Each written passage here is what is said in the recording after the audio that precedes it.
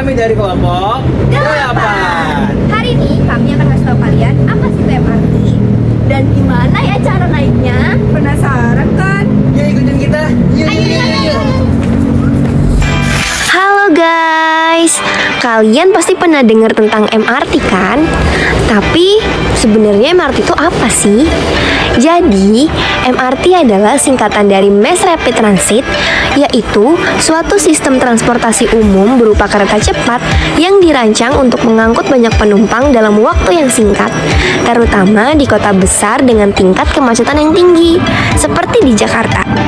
Nah, di Indonesia sendiri, MRT pertama kali hadir di Jakarta dan mulai beroperasi secara resmi pada tanggal 24 Maret 2019. Jalur pertamanya menghubungkan Lebak Bulus hingga Bundaran HI. Dengan adanya MRT ini, masyarakat sangat terbantu karena masyarakat bisa berpergian dengan lebih cepat, nyaman, dan tentunya bebas macet. Kira-kira apa ya tujuan dari MRT? Tujuan utama MRT bukan hanya menambah mode transportasi, tetapi juga memperbaiki sistem transportasi di kota Jakarta loh. Jakarta kan terkenal banget sama kemacetannya, karena kebanyakan orang masih pakai kendaraan pribadi. Nah, MRT dibuat untuk mengurangi kemacetan dengan mendorong masyarakat untuk beralih ke transportasi umum yang lebih cepat dan nyaman. Selain itu, MRT juga membuat waktu perjalanan lebih pasti karena tidak terpengaruh oleh macet. Dari sisi lingkungan, MRT lebih ramah karena menggunakan listrik sehingga membantu menekan polusi udara. Kehadirannya juga mendorong pertumbuhan ekonomi di sekitar stasiun seperti munculnya pusat bisnis dan meningkatnya nilai kawasan. Jadi, MRT bertujuan untuk meningkatkan kualitas layanan transportasi publik agar lebih modern, aman, nyaman, dan menjadi pilihan utama masyarakat. Saat ini, MRT Jakarta punya satu jalur utama yaitu rute Lebak Bulus hingga Bundaran HI yang membentang dari selatan ke pusat Jakarta dan terdiri dari 13 stasiun. MRT Jakarta beroperasional setiap hari dari pukul 5 pagi sampai pukul 12 malam, baik hari kerja maupun weekend.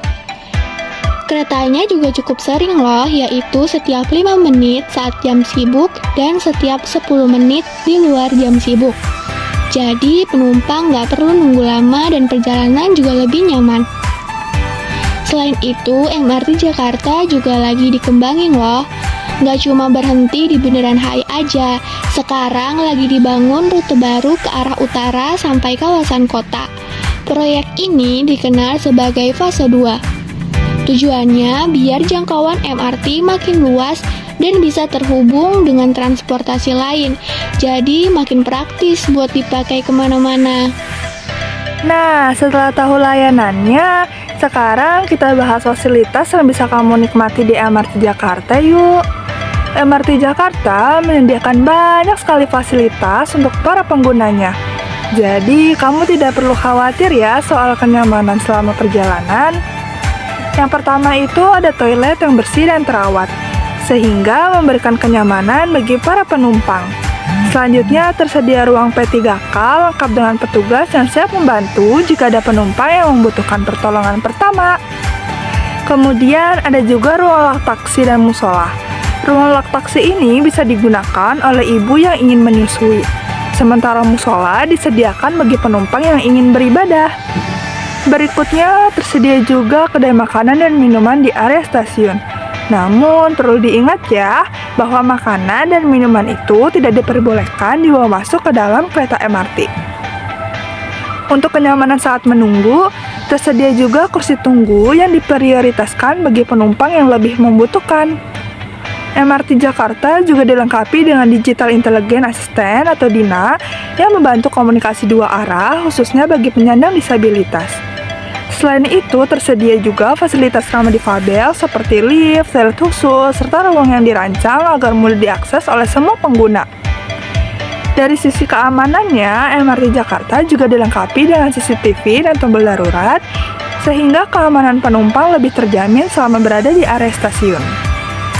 Selain layanan dan fasilitas, MRT Jakarta juga memiliki keunggulan dalam hal integrasi transportasi. MRT Jakarta terintegrasi langsung dengan berbagai moda transportasi umum dan juga pusat keramaian di Jakarta. Hal ini tentu memudahkan penumpang untuk berpindah dari satu moda ke moda lainnya tanpa kesulitan. Salah satunya adalah dengan Transjakarta yang terhubung di banyak stasiun seperti Bundaran HI, Blok M, dan Lebak Bulus. Hampir seluruh stasiun MRT memiliki akses ke halte Transjakarta sehingga perjalanan bisa dilanjutkan dengan mudah menggunakan busway. Selain itu, MRT juga terintegrasi dengan KRL komuter lain, terutama di kawasan Lebak Bulus dan sekitarnya, sehingga memudahkan penumpang yang ingin melanjutkan perjalanan ke wilayah Jabodetabek. MRT Jakarta juga terhubung dengan LRT Jakarta yang semakin memperkuat jaringan transportasi publik di ibu kota. Menariknya lagi, beberapa stasiun MRT terhubung langsung dengan pusat perbelanjaan atau mall, sehingga penumpang bisa langsung menuju area komersial tanpa harus keluar jauh dari stasiun. Ini tentu memudahkan akses bagi pejalan kaki. Selain itu, MRT juga terinteraksi dengan ojek online. Dengan adanya integrasi ini, penumpang bisa melakukan perjalanan dari Lebak Bulus hingga Bundaran HI, bahkan melanjutkan ke berbagai wilayah lain dengan lebih praktis dan efisien. Kalau ngomongin tata guna lahan dan dikaitin sama MRT Jakarta, dampaknya itu terasa banget kalau kita lihat langsung kawasan-kawasan di sekitar stasiunnya. Jadi MRT Jakarta ini bukan cuma sekedar transportasi yang ngantar orang dari Lebak Bulus Station sampai Bundaran HI Station dengan lebih cepat, tapi juga pelan-pelan ikut membentuk perkembangan wilayah di sekitarnya. Contohnya di kawasan Blok M. Dari dulu memang udah jadi pusat aktivitas, tapi setelah MRT hadir, kawasan ini makin hidup dan makin terintegrasi. Mobilitas orang meningkat, akses jadi lebih gampang, dan otomatis aktivitas ekonomi juga ikut naik. Tempat usaha makin banyak, ruang publik mulai ditata ulang, koneksi antar roda transportasi dibikin lebih rapi, dan kawasan ini berkembang jadi salah satu titik urban yang sangat aktif. Orang datang bukan cuma buat transit, tapi juga buat kerja, nongkrong, belanja, bahkan sekedar menikmati fasilitas kotanya. Lalu ada kawasan Duku Atas yang mungkin jadi contoh paling kelihatan soal konsep TOD ini, atau Transit Oriented Development di Jakarta. Sekarang Duku Atas tuh ibarat simpul pergerakan kota. Di satu area ada MRT, KRL, LRT, kereta bandara, sampai Transjakarta yang semuanya saling terhubung. Dampaknya, kawasan ini berkembang pesat, jadi pusat aktivitas baru.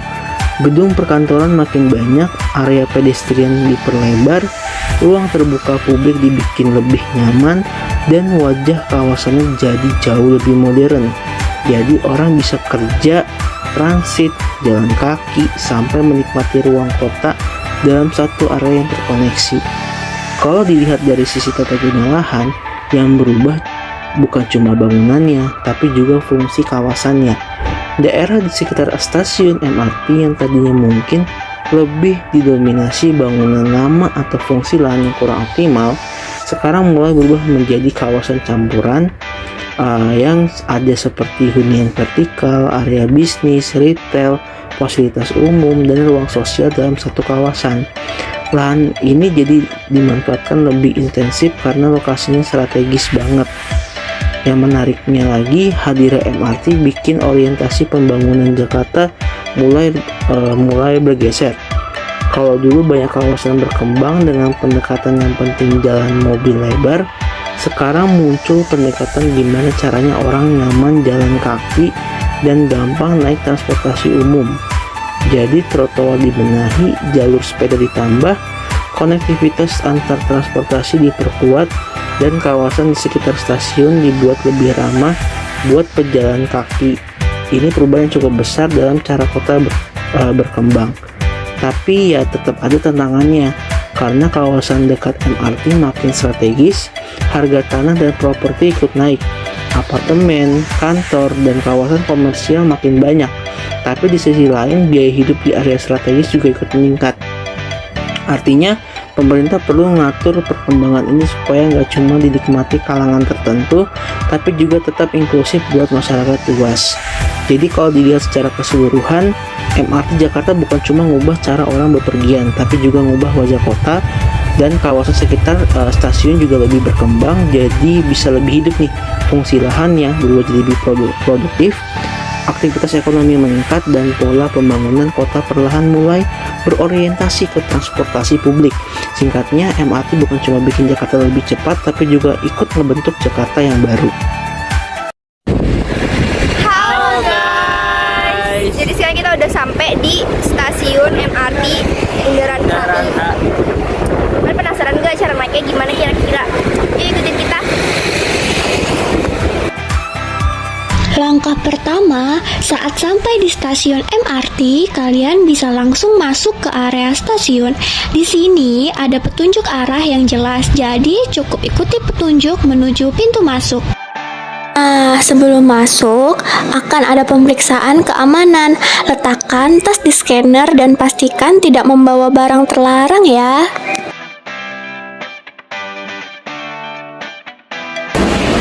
Oke guys, tadi kan kita udah cek tas nih. Nah sekarang kita menuju ke check-in untuk naik MRT.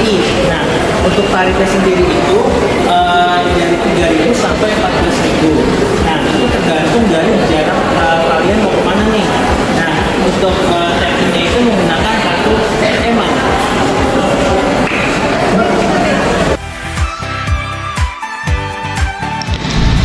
Setelah sampai di gate masuk, kalian tinggal tap kartu, lalu kalian sudah bisa masuk ke area dalam stasiun.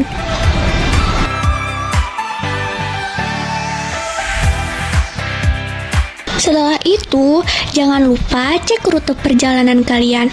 Kalian bisa lihat peta jalur MRT yang tersedia di stasiun untuk memastikan arah tujuan. Pastikan juga kalian berada di peron yang benar ya. Nah, sebelum kereta datang, kita harus mengantri dengan tertib. Berdirilah di garis kuning, supaya penumpang yang turun bisa keluar terlebih dahulu.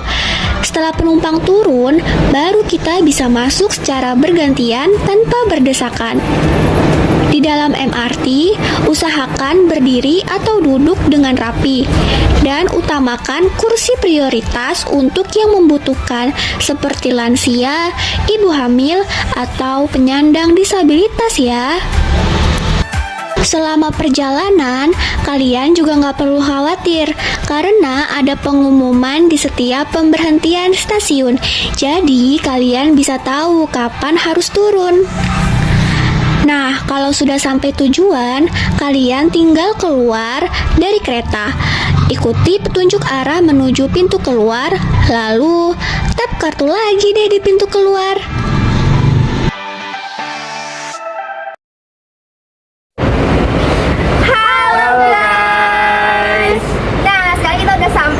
Stasiun Lebak Bulus, yaitu stasiun pemberhentian terakhir. Tadi kita udah lewatin 13 stasiun lainnya, yaitu yang pertama kita mulai dari stasiun Bundaran HI, Duku Atas, Setiabudi Astra, Bendungan Hilir, Istora, Senayan, ASEAN, Blok M, Blok A, Haji Nawawi, Cipete, Fatmawati, dan Lebak Bulus. Nah, untuk estimasinya itu dari stasiun pertama hingga stasiun akhir itu sekitar 30 menit guys. Nah, itu dia info seputar MRT. Semoga bermanfaat ya guys.